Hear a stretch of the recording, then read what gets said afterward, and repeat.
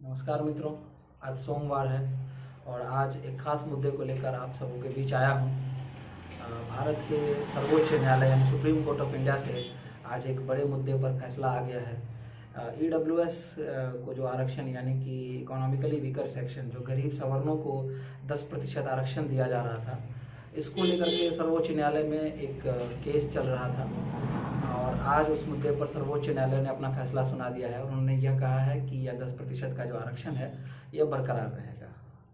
दोस्तों, इस आरक्षण के मुद्दे को लेकर के जब से ही आरक्षण की शुरुआत हुई है इस देश में संवैधानिक तरीके से, मुझे लगता है तब से ही आरक्षण को लेकर के एक विवाद है, एक बहस है जो पिछले कई दशकों से चलता आ रहा है। वो विवाद, वो मुद्दे जीवित हैं और वो आज तक बहस किसी न किसी रूप में बदलते हुए स्वरूप के साथ, उसका एक अपना एक इवोल्यूशन हिस्ट्री है रिजर्वेशन का, वो चलता आ रहा है।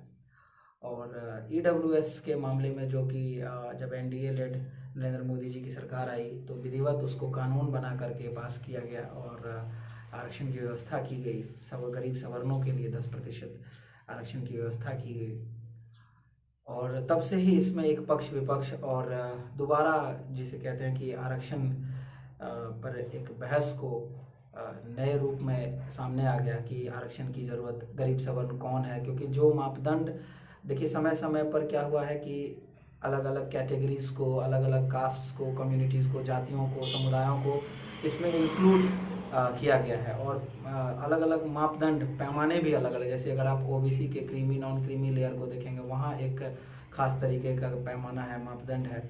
इन सभी चीज़ों की वजह से लगातार रिजर्वेशन बहस में रहा है। अब जब ईडब्ल्यूएस कैटेगरी को रिजर्वेशन दे दिया गया, उसके बाद इस पर मुकदमा भी दायर हो गया कि ये असंवैधानिक है, ये होना चाहिए, ये नहीं होना चाहिए। और जो दो पक्ष मूल रूप से इसमें शामिल हैं, उसमें कुछ बड़े बुद्धिजीवी, पत्रकार वर्ग के लोग और तमाम लोग इसमें शामिल हो गए। दोनों तरफ से पक्ष विपक्ष शुरू हो गया।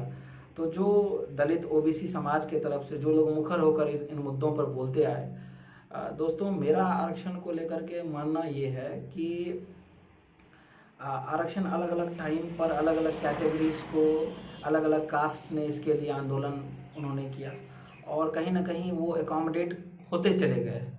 अगर आप इन जनरल उस इतिहास को देखेंगे कि रिजर्वेशन कैसे संवैधानिक तौर पर कैसे उसकी शुरुआत हुई, तो अलग अलग कास्ट को, कम्युनिटीज़ को धीरे धीरे उसमें अकोमोडेट होते चले गए, करते चले गए। महिलाओं को आरक्षण मिला कई राज्यों में और इस तरह से व्यवस्था होते, जैसे गुजर आंदोलन के लिए भी हुआ, जाट आंदोलन आरक्षण के लिए भी हुआ, गुजर आरक्षण के लिए भी हुआ। तो समय समय पर अलग अलग जातियों को इसमें रिजर्वेशन पॉलिसी के तहत अकोमोडेट किया गया। सो बेसिकली ये अभी तक अकोमोडेटिव, इंक्लूसिव ही रहा है। तो ये एक्सक्लूजन का ये एक जब इस पर ईडब्ल्यूएस पर ये मुकदमा दायर हुआ तो एक्सक्लूजन का एक ये यूनिक एग्जाम्पल बन गया, उदाहरण बन गया। और मुझे नहीं लगता है कि पहले कभी ऐसा कुछ हुआ कि किसी कैटेगरी को, क्या ऐसा कोई इतिहास, कोई बुद्धिजीवी वर्ग, दलित या पिछड़े समाज से कोई ऐसे बुद्धिजीवी वर्ग के लोग बता सकते हैं, पत्रकार कोई ऐसा बता दे मुझे कि किसी कास्ट को, कैटेगरी को पहले इंक्लूड किया गया था और फिर मापदंड की वजह से, पैमाने की वजह से उनको एक्सक्लूड कर दिया गया। सो ये बेसिकली इंक्लूसिव ही रहा है। ऐसा कोई उदाहरण नहीं है कि पहले किसी को इंक्लूड कर लिया गया, बाद में एक्सक्लूड कर दिया गया। लेकिन ये जो मुकदमा हुआ वो बेसिकली इसी बात पर हुआ कि ईडब्ल्यूएस को पहले आप कह रहे हैं कि आरक्षण मिल गया और मुकदमा इसलिए कर दिया कि नहीं नहीं, इन सामाजिक पिछड़ापन, जातिगत जो भेदभाव है, तमाम चीज़ें जो सोशल रियलिटी है, हमारे समाज की सच्चाई है, उस पर आधारित नहीं है और ये आर्बिट्ररी किस्म का है, तो इसको हटा दिया जाए। अब इसमें जो दलित, पिछड़े वर्ग के जो लोग, तथाकथित बुद्धिजीवी वर्ग है, पत्रकार लोग हैं, वो, मुझे पता नहीं ऐसा क्यों लगता है, हो सकता है मैं गलत हूँ, लेकिन मुझे ऐसा ही लगता है कि जो लोग इसमें दलित और पिछड़े वर्ग के लोगों का प्रतिनिधित्व करते हैं, पत्रकार हैं, बुद्धिजीवी लोग हैं, यही लोग हैं जो अपनी पत्रकारिता चमकाने के लिए और पता नहीं अपने उसको ज़्यादा और एक देने के लिए, प्लेटफॉर्म देने के लिए लोगों लोगों की भावनाओं को शायद भड़काते रहते हैं या पोलराइजेशन किसी न किसी तरीके का करते रहते हैं। वो पेड होता है या वो आइडियोलॉजिकल एक रहता है, पता नहीं, लेकिन ये होता है। और ये इस तरह के लोग, और मुझे ये लगता है कि जो दलित, पिछड़े वर्ग के इस तरह के तथाकथित बुद्धिजीवी हैं, पत्रकार हैं, यही लोग अंत में दलितों का, पिछड़ों का नुकसान कर रहे हैं। ठीक है, क्योंकि आप देखिए कि जो लोग जमीन से जुड़े हुए पूर्व में नेता हुए हैं, जो दलितों के नेता हुए हैं, पिछड़ों के नेता हुए हैं, समाजवादी नेता हों, या फिर जैसे शरद यादव बहुत वरिष्ठ नेता थे, या रामविलास पासवान थे, या लालू यादव हैं, इस तरह के जो भी लोग हैं, आप देखिए कि सबके सामने में, इवन कि लालू जी भी थे और तब थे, और तब संसद में खड़े होकर रामविलास पासवान जी, मायावती जी, इन लोगों ने कहीं ना कहीं सवर्ण आरक्षण को लागू करने में मदद ही की। और रामविलास जी तो संसद में उनका बाकायदा वीडियो है, बाइट है, जिसमें उन्होंने कहा कि नहीं, आप दलितों के आरक्षण को और पिछड़ों के आरक्षण को आप धक्का मत मारिए, उसको मत नुकसान पहुंचाइए, बल्कि अगर गरीब सवर्ण के समाज के बीच में ऐसे लोग हैं जो बहुत गरीब हैं, पिछड़े हैं, और उनको एक अफर्मेटिव एक्शन के तहत उनको लाने की ज़रूरत है, तो उनके लिए अलग से व्यवस्था कर दी जाए। और ईडब्ल्यूएस में वही व्यवस्था की गई।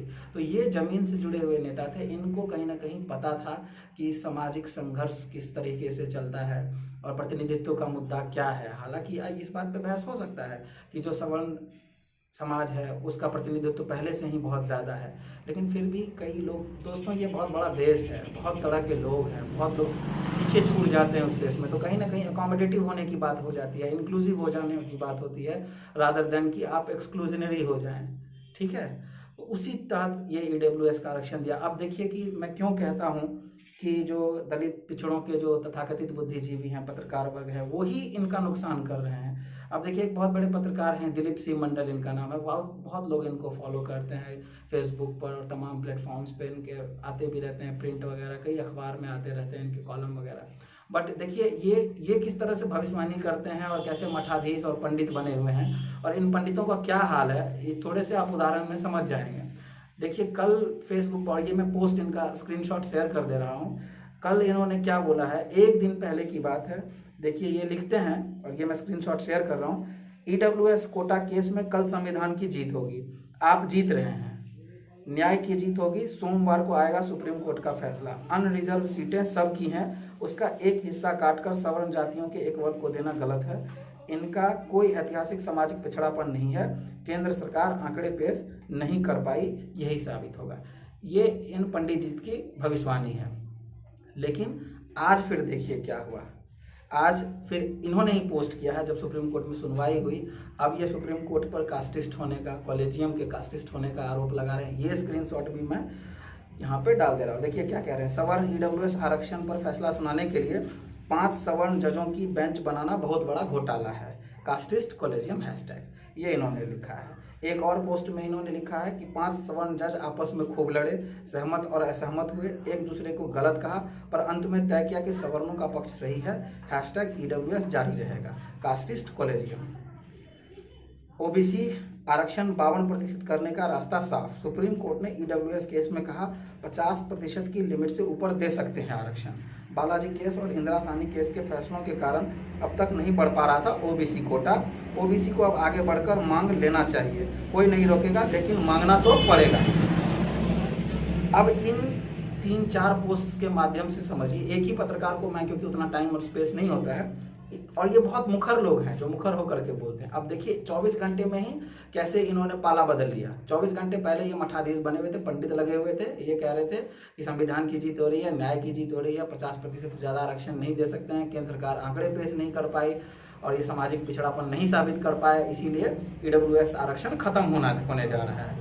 अब जब सुप्रीम कोर्ट ने अपना फैसला सुना दिया, अब ये कहते हैं कि सवर्ण जज थे, ये कास्टिस्ट कॉलेजियम है, और अब कह रहे हैं कि अब ओबीसी समाज, क्योंकि ये खुद ओबीसी समाज से आते हैं, ये मंडल इनकी कम्युनिटी है, अब ये खुद कह रहे हैं कि नहीं, अब तुम लड़ जाओ, ठीक है, और ज़्यादा आरक्षण के लिए तुम मांग करो। तो बेसिकली दोस्तों ये है, और 50% आरक्षण करे। तमिलनाडु में आप देख लीजिए, पहले से उदाहरण है, महिलाओं के आरक्षण की वजह से जो 50% का जो कैप है उससे ज़्यादा बढ़ा हुआ है, वहाँ पे करीब 60% वहाँ पर है, ठीक है। बिहार में भी महिलाओं के लिए अलग से रिजर्वेशन का प्रोविज़न है। तो मेरा कहना दोस्तों ये है कि समाज को, अलग अलग जातियों को, समुदाय को आपस में लड़ा करके, उनकी भावनाओं को भड़का करके, जहाँ उचित प्रतिनिधित्व का प्रश्न है उसको साइड करके ये लोग अपनी पत्रकारिता चमकाते हैं, ये लोग अपनी जेबें भरते हैं, ठीक है।